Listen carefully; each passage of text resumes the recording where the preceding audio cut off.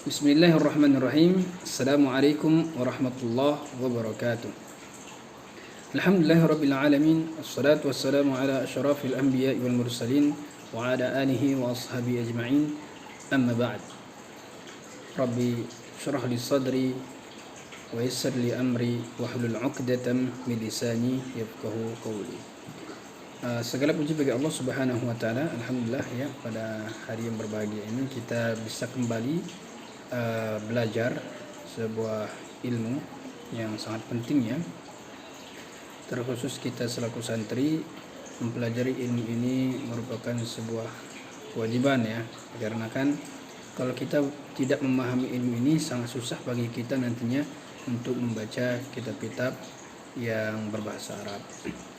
Taib, salawat dan salam juga tidak lupa kita sampaikan kepada baginda Nabi besar Muhammad sallallahu alaihi wasallam yang telah membawa kita dari alam kegelapan menuju alam terang benderang. Baik para santri Baitul Quran Cirata yang dimuliakan Allah Subhanahu wa taala dimanapun antum berada, insyaallah pada hari ini kita akan menyambung pelajaran kita tentang ilmu nahwu. Silakan fokuskan pikirannya ya, perhatikan materinya.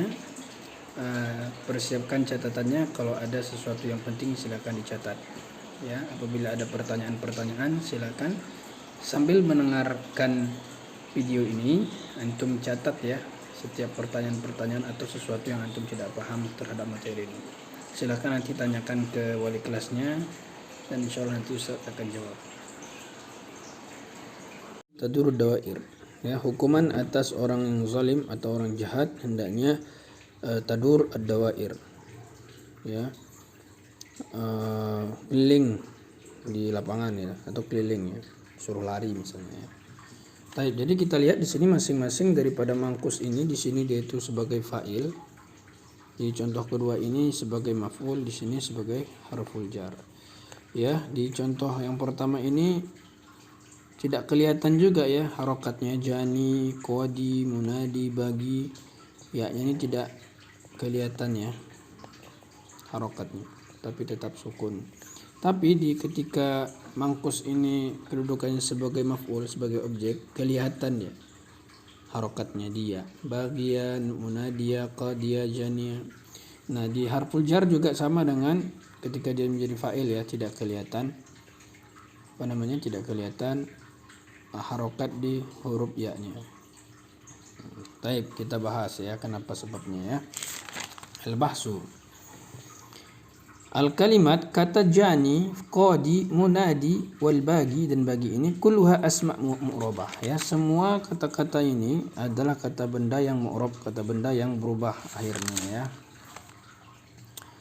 Wa fi akhir kulli minha, dan di akhir setiap kata ini ya'un tsabitah, ada ya yang tetap, maksurun maqoblaha ya, ya yang tetap nih ya, tapi sebelumnya itu ada kasroh ya, kasroh semua ya, kasroh. Hadhil asma, nama-nama ini atau kata benda ini semua, wa masyabaha, dan apa yang semisal dengannya, tusamma bil asma al mangkusah ya. Jadi disebut dengan asma mangkus. Jadi kalau dikatakan apa itu mangkus, ingat saja setiap kata yang akhirnya ya, sebelum ya itu adalah kasroh, itu disebut dengan mangkus. Kalau maksur, setiap kata benda yang akhirnya adalah huruf ilah, sebelum huruf ilah itu adalah fathah. Itu perbedaan antara mangkus dan maksur ya.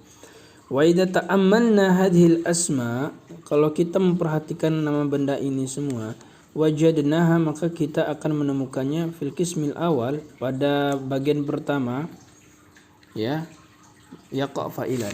Di sini ya, di contoh yang pertama ini mangkusnya ini semuanya ini kedudukannya sebagai fa'il, pelaku ya kan.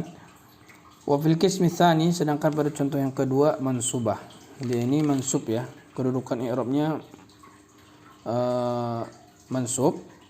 Kenapa mansub? Dikarenakan dia ini sebagai maf'ul, objek. Setiap objek itu kulli maf'ulin mansub ya, setiap objek itu harokatnya pasti patah. Wa fil qismi tsalis, sedangkan pada contoh yang ketiga katanya majrur ya, majrurah dikasrahkan dengan huruf jar. Walakinnana la nara, tapi kita katanya di sini tidak melihat di kalimat ini ya min alamatil i'rab, ya kita tidak melihat tanda-tanda i'rab siwal fathah, kecuali fathah alati hiya alamatun nasab, yang mana fathah ini merupakan tanda daripada nasab, salah satu tanda daripada nasab ya. Kita perhatikan ini. Farol jani di sini tidak kelihatan u-nya. Begitu juga di isim majrur tidak kelihatan i-nya ya di sini ya. Ya-nya ya, di ya-nya tidak kelihatan i. Tapi ketika dia ini sebagai mansub sebagai maf'ul bih di sini, di contoh yang kedua kelihatan a-nya, a gitu ya. Famas sabab, apa sebab fi zuhuri alamatin nasab? Apa yang menjadi sebab kelihatannya alamah nasab?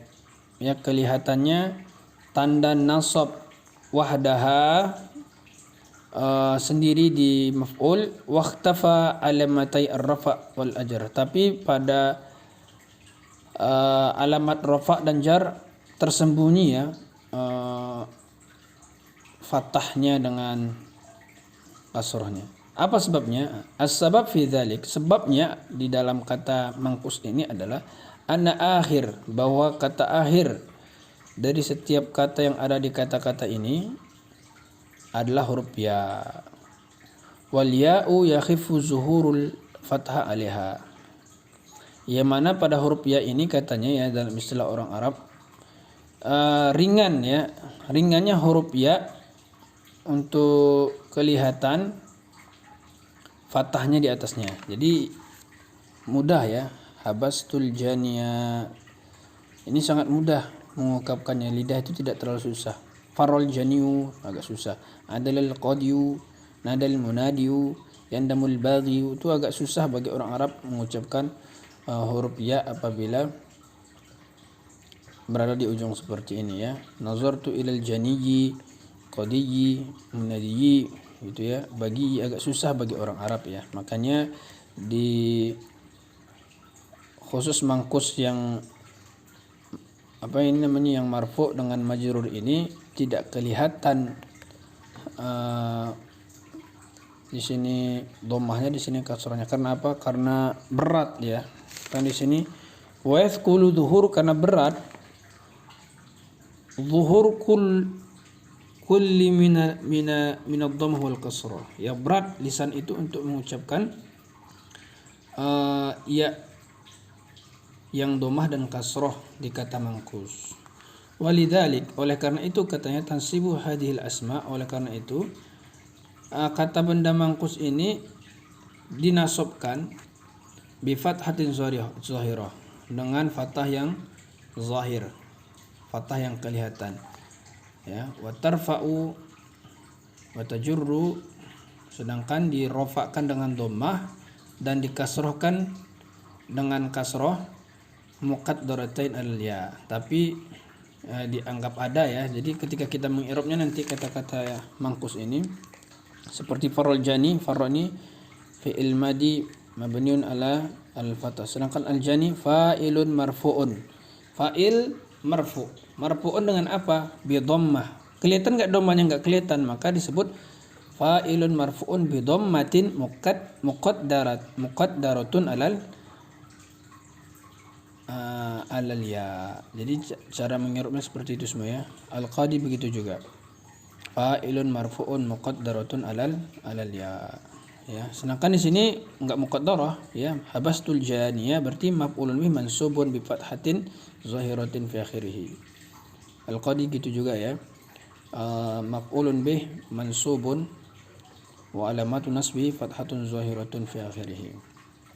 Sedangkan di isim jar, isim majrur di sini di contoh ketiga, gimana cara mengirob al-jani pada posisi isim jar, isim majrur? Maka cara ngirobnya ilal jani, al-jani isim majrurun bi ila wa alamatu jarhi kasratun muqaddaratun alal alif. Lil qadi begitu juga, li harfu jarrin mabniun alal kasrah. Sedangkan al-qadi adalah cara ngirobnya isim majrur ya, isim majrurun yang dikasrohkan dengan li, Wa alamatu jarhi, dan alamat daripada kasrohnya adalah alamatu jarrihi kasratun, kasroh muqaddarah yang disembunyikan alal alif, ya, yang disembunyikan bukan alal alif, yang disembunyikan alal ya. Ya, begitu pengertian singkat daripada al-manqus. Al-qaidah, ya, biar lebih paham silakan perhatikan kaidah daripada manqus. Pengertian al-manqus. Al-manqus huwa, al-manqus adalah kullu ismin mu'rabin, setiap kata benda yang mu'rab, yaitu kata benda yang berubah-berubah harokat akhirnya, ya. Akhiruhu ya'un lazimah, dan di akhirnya itu adalah ya lazimah. Maksurun ma qablah, ya, sebelum ya itu maksur, seperti ini, ya. Jani, ini disebut dengan manqus, yaitu setiap kata benda yang mu'rab akhirnya itu ada ya. Jani, qadi, munadi, bagi, ini ya semua, ya. Dan sebelumnya itu ada harokat kasroh, i, itu disebut dengan manqus. Anwaul i'rabnya, ya, karena kita di sini membahas tentang ahwal i'rabihi, ya. Keadaan i'rabnya bagaimana? Tuqaddarud dhammah wal kasrah al akhir manqus, ya, fi halatir rafa wal jar. Ditakdirkan dhammah atau disembunyikan dhammah dan kasrah al akhir manqus, di akhir daripada huruf manqus, yaitu di huruf ya tadi, di dua hal, ya, di dua keadaan, yaitu keadaan rafa dan keadaan jar. Jadi dia itu dhammah dan kasrahnya muqaddarah, disembunyikan.